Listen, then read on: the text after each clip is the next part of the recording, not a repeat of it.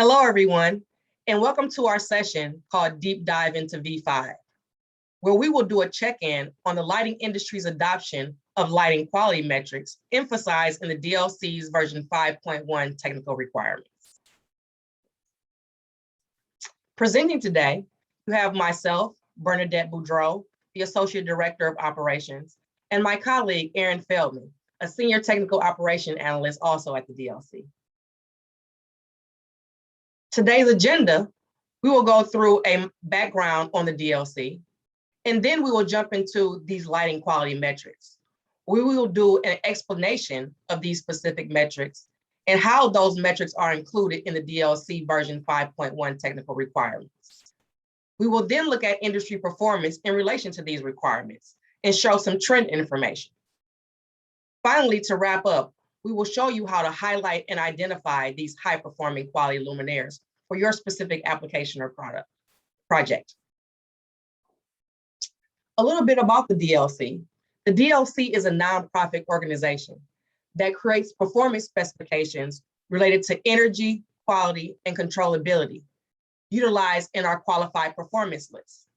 We have a horticulture, solid state lighting, and network lighting controls qualified products list.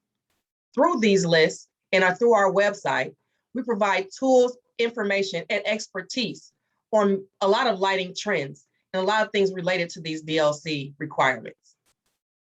Through these requirements, we intend to accelerate the adoption of efficient commercial lighting in North America and in our industry. So now we're going to go into some lighting quality metrics. What are the common lighting quality metrics? How are they calculated, and why do they matter? We're going to review some requirements around these specific metrics and explain why and how they are included in the DLC specification version 5.1. So why quality of light? Well, quality of light provides increased comfort and satisfaction to customers and end users. But also, as efficacy has increased, we've heard that that is sometimes being at the expense of quality. So by incorporating quality of light metrics into our requirements, we can counteract the trend of efficacy at the expense of quality and mitigate the potential negative impacts. By also adding these quality of light metrics, we can enable more differentiation between products with better quality performance. So not just looking at efficacy, but also looking at other factors that can improve the quality of your space. The goals of version 1 encompass many things. One of them being that all products listed on the QPL at version 5.1 will be dimmable.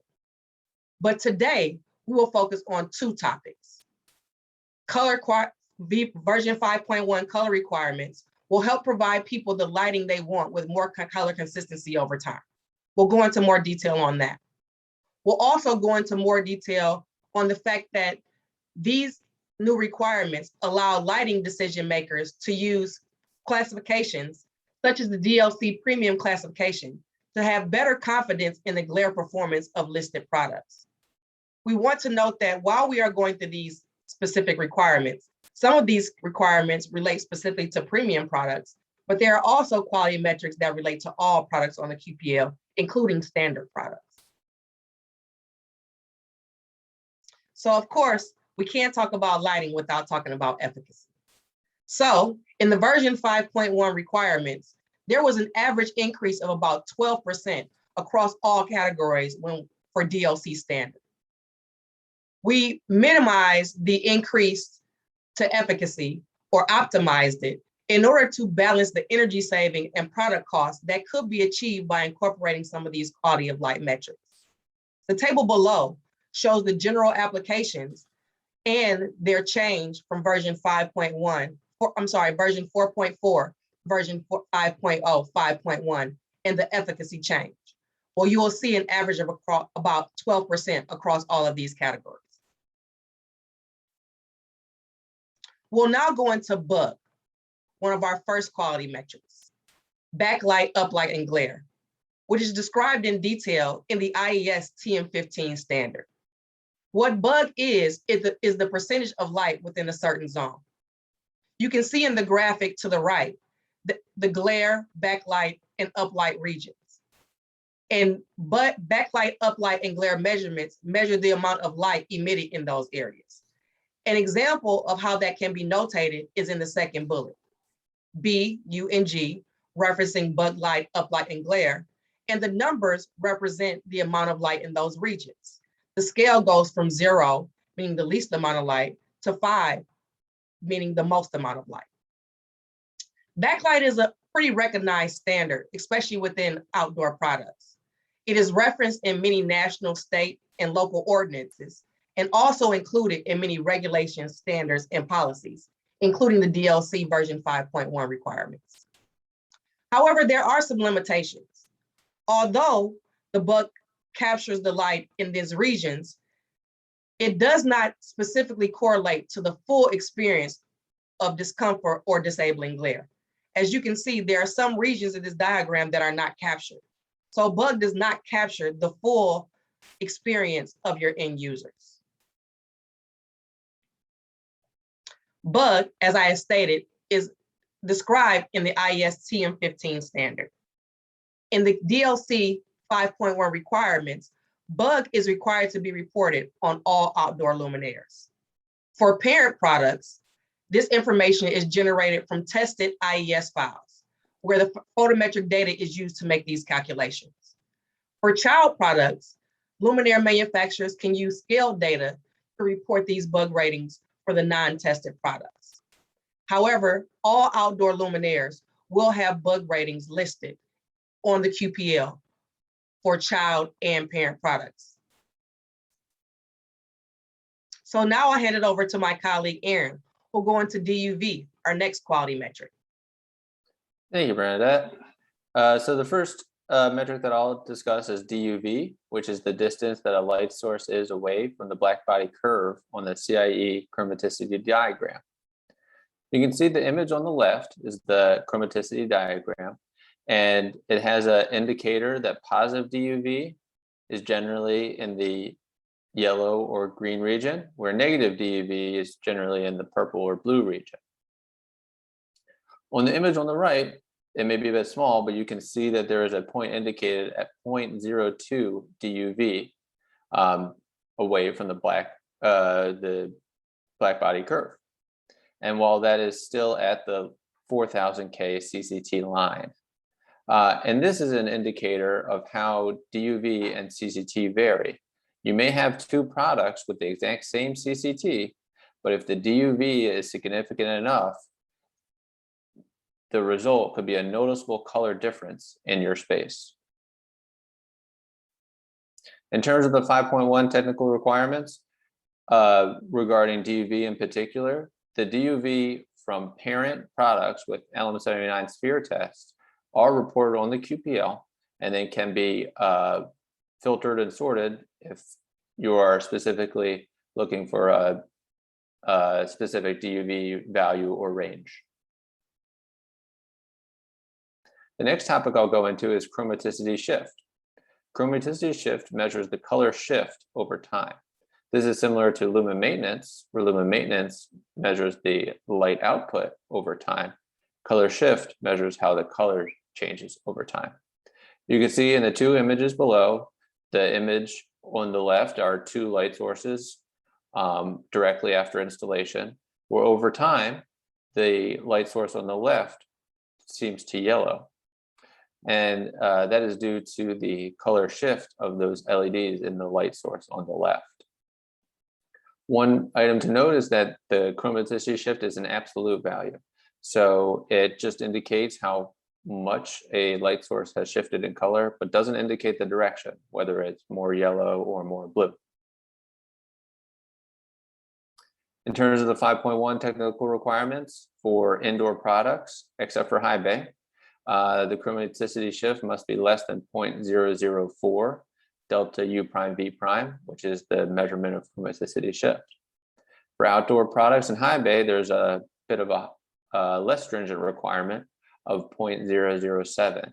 And that's due to outdoor and high bay not having as strict color requirements in those spaces where those luminaires are used compared to indoor products used in offices or retail applications. And this color shift is not displayed on the QPL. However, any product that is qualified under 5.1, you can be assured meets these requirements. The next topic I'll go into is TM30. TM30 is a standard written by IES titled The Method for Evaluating Light Source Color Rendition, and is available for free on the IES website. It is a more detailed method to describe color rendering compared to CRI.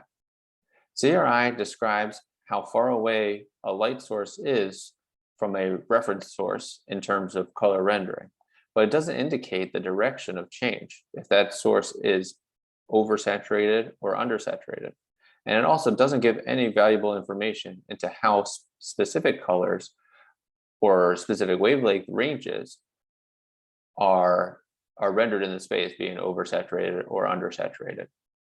The image on the right is an example of the IES TM30 full report, which includes a number of different graphs and tables. And those can be used to dig into how a specific luminaire would render specific colors in the space. And I know many specifiers are used to using a single CRI number, and that may be simple, but there are those limitations I mentioned earlier. And while this,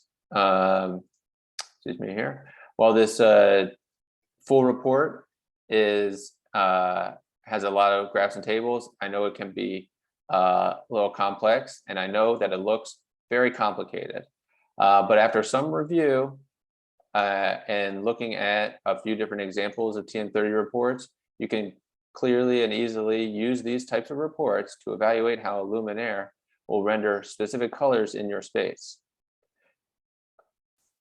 Additionally, the IES came up with a reference chart that can be used for even a faster evaluation using the TM30 metrics. At the top of the chart, you can see the specifier would select your design intent, whether you're trying to focus on preference, vividness, or fidelity. And then also across going down is a decreasing in priority level. As we know, color quality is a desirable aspect of luminaires. However, they may come at a cost. And so when evaluating luminaires for color quality, you will need to evaluate all the different factors that go into the luminaire selection. The DLC 5.1 requirements reference 3 of the metrics used in TM30, and that is RF, which is fidelity, which is similar to CRI, as it is a measure of the overall rendering compared to a reference, without any indication of direction. However, it does utilize more example colors compared to the CRI metric. Next is RG, which is gamut, and that indicates if the light source on average oversaturates or undersaturates a space. And lastly, there's RCH-H1, which is an indicator of how red colors will render in your space. An example here I first saw in 2016 at the IES Light and Color Symposium. And that goes to show that this standard was developed a good number of years ago, even though it hasn't gained as much traction in the industry as of yet. It is starting becoming more and more prevalent. These images here are a good example of how CRI and TM30 differ. On the left, you can see the original, and then in the center, a desaturated, and on the far right, a red enhanced version. And red enhanced is often correlated with a more comfortable or pleasing view of a space. So the question is, isn't CRI good enough? Well, if we look at the CRI, you can see the original is 95, while the CRIs on the right are both 80. Then if we look at the TM30 metrics, you can see that the RF aligns with CRI, where the RG decreases for the center image and increases for the far right image. And that's because RG is an indication of how saturated a light source renders colors in a space, where the desaturated is under 100. And so that would be undersaturated, where the red enhanced is over 100 or oversaturated. For the DLC 5.1 requirements, there's 2 pathways for qualification, either the TM30 metrics or the CRI metrics. So both metrics can be used for qualification. However, the QPL will display all metrics, and those can be used by specifiers to select products based on specific color rendering. The next topic I'll go into is UGR, or Unified Glare Rating. And this is defined as it's a measurement of discomfort glare, which is glare that causes discomfort without necessarily limiting the vision of objects. This is not a measurement of disabling glare, where objects cannot be viewed. UGR has, there have been many studies on how UGR is correlated to glare perception, and the Department of Energy has a good paper which can be referenced here. The image on the right shows an eye and a luminaire at the top, and that's how the UGR is calculated, by looking at how the light hits a user or someone in the space, and it calculates how much light is coming off of a certain luminous area and the angles that light is hitting.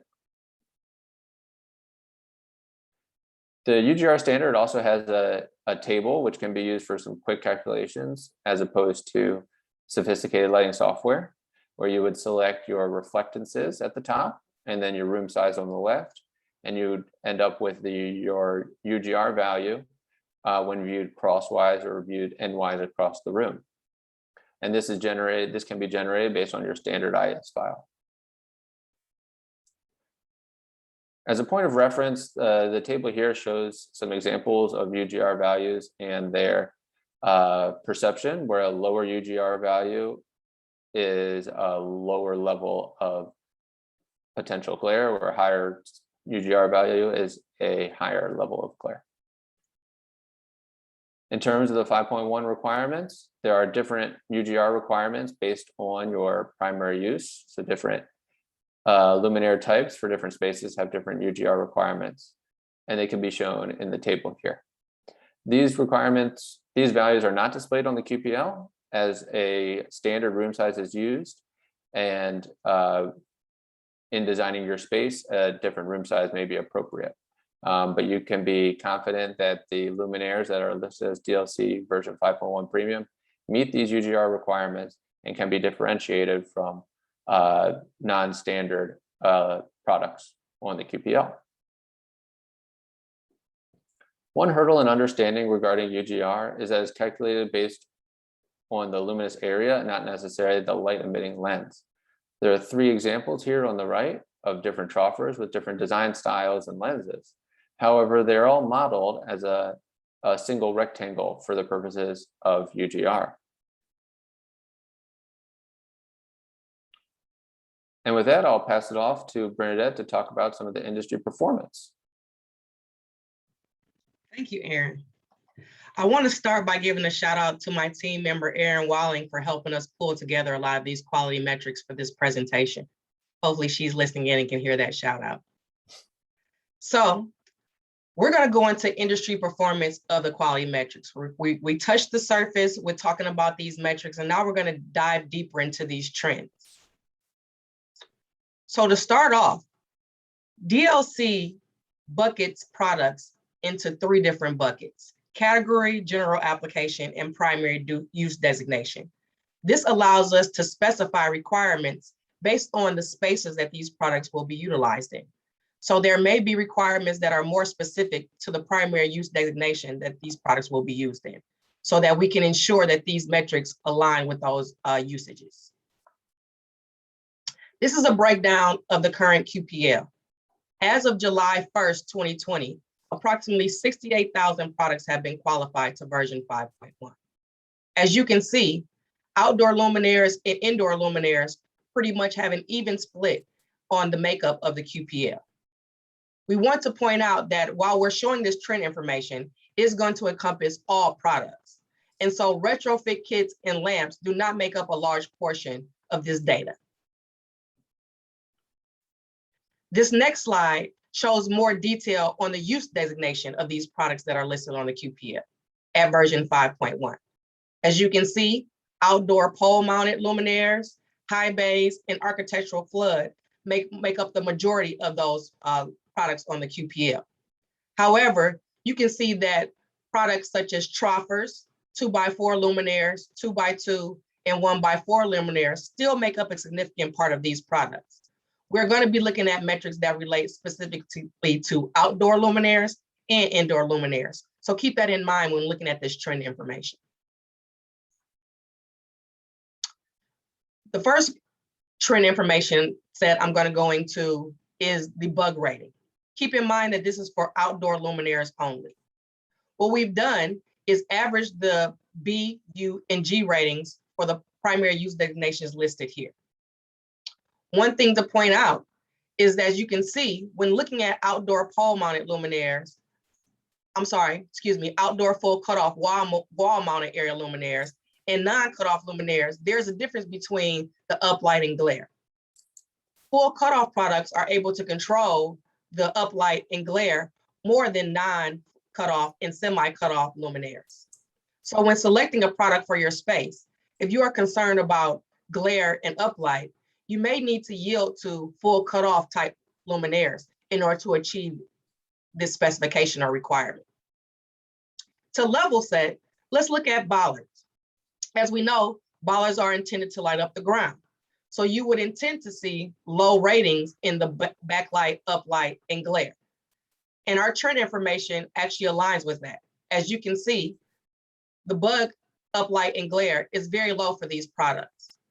Remember, as a reminder, bug is evaluated from a scale of 0 to 5, with 0 being the least amount of light and 5 being the most amount. And in comparison to these other primary use designations, this tends to have a low bug, backlight, uplight, and glare rating. Now I'll hand it over to Aaron to talk about some of our indoor products and the UGR ratings. Thank you, Brenda. So looking at UGR specifically for indoor applications, you can see the primary use designations listed along the bottom of this graph, and then UGR going up. If we look at the trophers in particular, you can see that as the troffer size increases from 1x4 and 2x2 to 2x4, the UGR slightly decreases. And that's as expected, as the UGR is calculated based on luminous area. And so all things held constant, a larger luminaire will yield a lower UGR. Also, interestingly, looking at linear ambient luminaires versus linear ambient luminaires with indirect components or uplight, there's a very large difference in UGR rating. And that's due to the fact that when you have an uplight component to a luminaire, that uplight is not hitting your eye, it's contributing to the light in the space through reflections on the ceiling or walls, but it's not hitting the eye directly and thus does not contribute to UGR or glare. The version 5.1 requirements are shown on the left table of the screen now, and we just wanted to highlight a few standout performers in terms of primary use. First, as I was mentioning earlier, the linear ambience with uplight, they have a significantly lower UGR than what's required for the standard. Additionally, high bay luminaires, the average is a 25.5, where the requirement is 28. So that's an indicator that products listed on the QPL as high bay luminaires are performing exceedingly well in terms of the UGR calculation. Looking specifically at efficacy versus UGR, you can see that in green, the 3 different primary uses that are using the UGR metric. And then all the orange dots are each luminaire that is listed on the QPL and the corresponding efficacy and UGR ratings. You can see that the bulk of the data points are in the center of the graph, of the efficacy of about 120 to 155 and a UGR of about 18 to 26. You can also see that there are some high performers in terms of efficacy from over 160 LPW with a UGR in between 21 and 24. Now, you also may notice that these dots are trending slightly upwards as efficacy increases. And so that is, somewhat expected, as in order to reduce glare, certain luminaire designs need to be adjusted. So maybe you need a more diffuse lens to achieve a lower UGR value. However, showing these highlights at high efficacy and relatively low UGR, you can see that there are products in the marketplace with both efficacy and a low glare rating.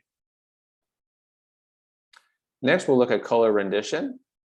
And specifically, we'll look at IES RF, RG, and then the CRI metric. If we look at RF compared to CRI, those are aligned, as I mentioned earlier. They both are measurements of the same criteria. And you can see that indoor luminaires have a higher RF and CRI compared to outdoor luminaires. Interestingly, RG is consistent across all categories. Even while CRI and RF are changing, RG is maintained constant. One can hypothesize that when LEDs are being designed, they're targeting a specific CRI or RF and adjusting the saturation of specific colors. And so the average saturation across all colors is maintained while the CRI and RF are changing. Looking at RG versus efficacy, there's a broad range across the efficacy and RG metrics. And there is a bulk of products in the 100 to 160 LPW range and an RG of 85 to about a little over 100. And there, you can also see that there are some standout performers with efficacies greater than 170 LPW. And all of those have RG that is greater than 90. So perhaps those luminaires are more higher end luminaires that are targeting both high efficacy and high RG. Next, if we looked at RF versus efficacy, you can see that the top performers for RF are slightly to the left of the bulk of the products. However, the efficacies are still ranging from 90 to 160. Additionally, you can see that there's a combination of a large number of products around the RF of 90 and RF of 75 with extremely high efficacy. And those may be utilized and specified for specific applications, where 75 RF is used for outdoor and 90 RF is used for indoor, all while outperforming other products in terms of efficacy. And with that, I'll pass it off to Bernadette on how to highlight and identify these products. Thanks, Aaron. So while looking for products to meet your requirements of your space, we want to talk about some information on how to identify some of those products and utilizing these version 5.1 requirements or lighting quality metrics. First, talk to the manufacturer, your luminaire manufacturer. Explain to them your setting. Explain to them what you are trying to achieve, what metrics are most important to you, and request metrics and test reports related to those metrics. You can also utilize independent sources such as the DLC QPL. We've just recently released a new QPL look, which hopefully enables users to filter products based on these quality metrics and choose the right products for your projects or spaces. You can utilize the filters on the DLC QPL to filter down to version 5.1 products, which encompass these quality metrics, but also to filter down to premium products. And you can ensure all of the premium products listed have at least 15 lumens per watt, meet a standard of at least 15 lumens per watt over standard efficacy requirements. They meet the more stringent color shift or DUV requirements, and they also meet discomfort and glare requirements as listed below. When it comes to color rendering, ask for the report, ask for the TM30 report. This data is available on most of your luminaires because this data can be generated from the same data that is utilized in your LM79 sphere reports, which is mostly readily available on most products.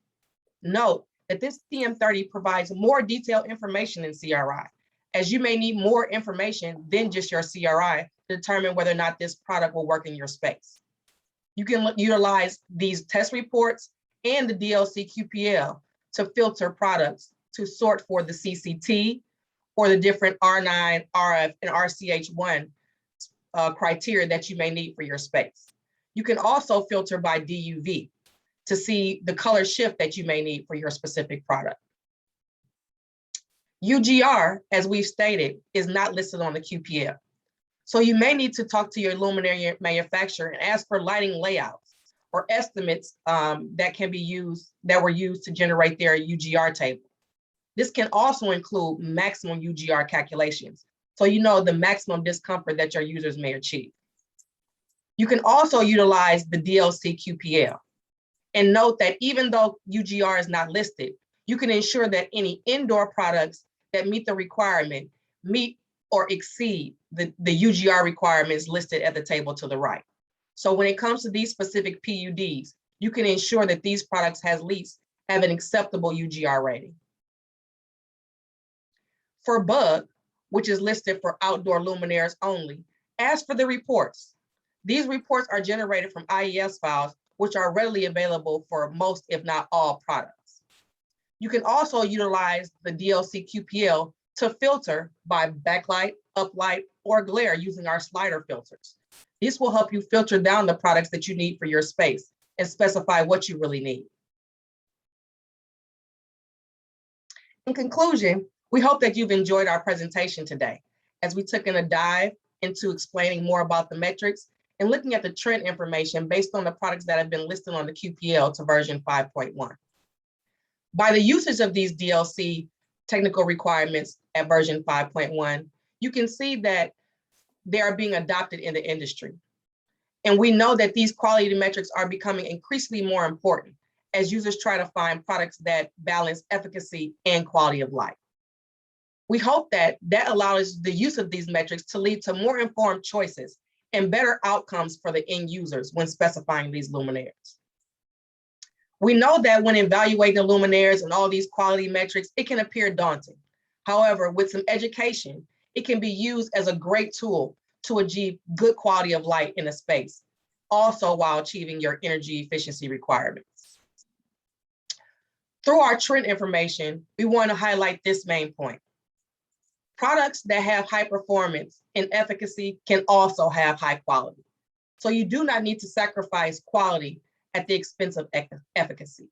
You can still have high quality products that meet the requirements of your end users or your space or design, and also meet the energy requirements and utilize high efficacious products. At this time, we'd like to thank you very much for joining our presentation today. Aaron and I have really enjoyed looking at this data and presenting this data to you guys. And we hope that you guys are putting questions into the question and answer chat that we can answer now or after this session. We've listed our emails here if you want to reach out to us for more information or more comments regarding our presentation today. Thank you very much. Aaron? Thank you. All right. Have a great day, everyone.